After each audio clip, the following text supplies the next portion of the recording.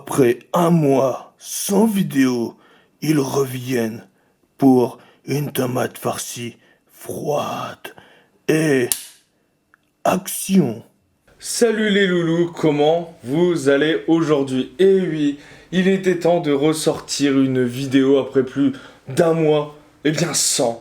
Eh ouais, vous allez vous demander pourquoi? Eh bien je pense que ça se voit.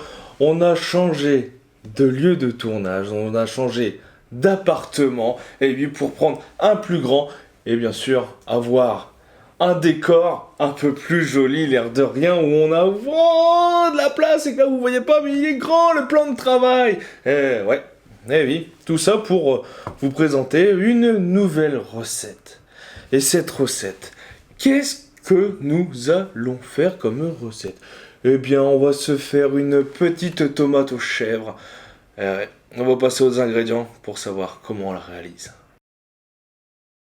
Les ingrédients sont sur le plan de travail et on va commencer par le principal, nos tomates. Il faudra 4 tomates longues, bien sûr. Il va nous falloir du poivre, 150 g de chèvre frais, 2 cuillères à soupe de crème fraîche, épaisse, entière, comme on l'aime, bien dodue, un peu de basilic et pour finir, 4 tranches de jambon de Bayonne, les accessoires, un petit couteau, une grosse cuillère, une fourchette et pour finir, un petit récipient pour faire notre mélange.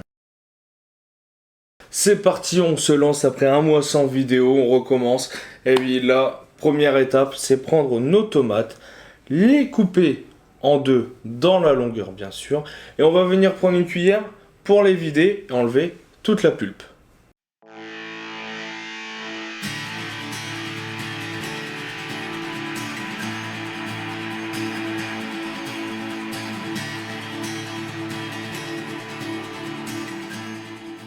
C'est bon, comme vous l'avez vu, nos tomates sont coupées, vidées, elles sont prêtes, elles attendent simplement la suite.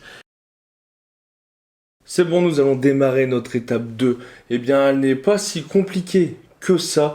Nous allons prendre notre chèvre frais, ainsi que nos 2 cuillères à soupe de crème fraîche. On va y ajouter bien sûr l'assaisonnement, quelques tours de poivre, quelques feuilles de basilic déjà coupées pour moi. Et on va venir mélanger le tout.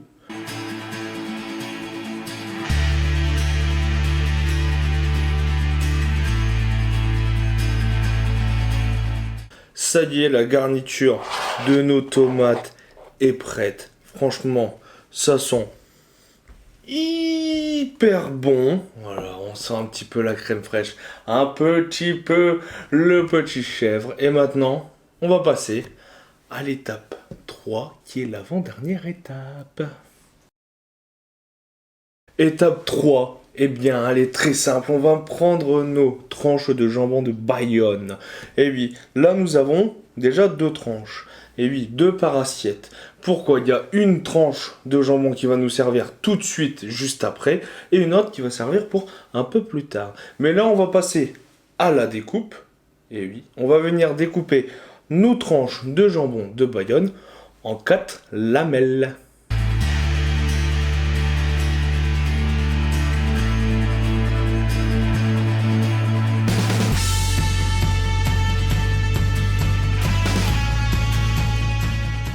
C'est bon, notre bon jambon qui sent bon est enfin découpé en lamelles comme vous avez pu le voir. Et maintenant, eh bien, on va passer à notre dernière étape.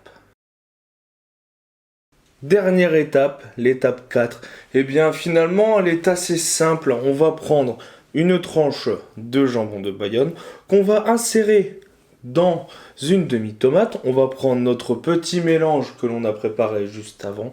On va recouvrir notre tranche de jambon avec. Et quand ça sera bien bombé quand même un petit peu, on va venir remettre une tranche de jambon de Bayonne pour cacher. En fait, on fait comme une tomate farcie, mais en fait elle est bien cachée, tomate farcie. Hein? Bon allez, on fait le montage.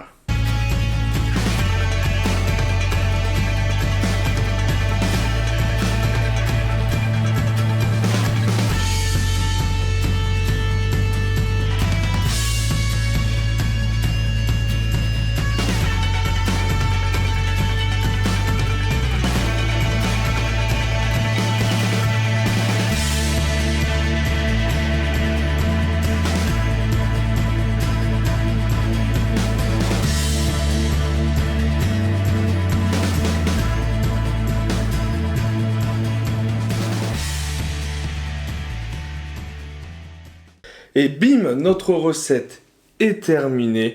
Franchement, visuellement, c'est peut-être pas très beau, mais c'est très bon. Et oui, cette recette-là, nous l'avons fait pour 2 personnes, pour un plat principal. Bien sûr, vous pouvez le faire en entrée, en apéro. Astuce, apéro tomate cerise coupée en 2.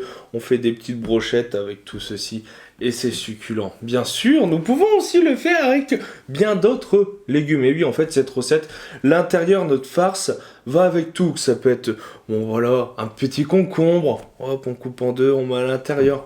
Poivron aussi, avocat. Finalement, cette recette va avec tout. Bon, mes loulous, je dois quand même vous le dire. Après un mois sans vidéo, j'avais quand même un peu le trac de revenir. Bon, je suis quand même content parce que là, je sais que toutes les semaines, le samedi à 18h, nouvelle recette. Et non, je ne vous ai point oublié. Et je tourne cette vidéo un petit soir avant le match de l'Italie face à la Belgique. Je vous fais un petit pronostic. Je vois bien une petite victoire, mais une petite, hein, vraiment légère de l'Italie, un petit 2-1. On verra bien si j'ai raison. En tout cas, j'espère. Et oui, comme tout le monde, j'étais déçu que la France perde. Eh oui, mais il faut bien se rattraper sur une équipe, hein. J'ai une Italienne avec moi, alors il faut bien choisir l'Italie. Si je choisis la Belgique, pour les frites, c'est mort, hein. Non, bah, je choisirai la pizza. Voilà, c'est tout, hein. C'est pas grave, hein. Bon, allez, mes loulous, je vous dis à la semaine prochaine pour une prochaine vidéo. Bisous, bisous.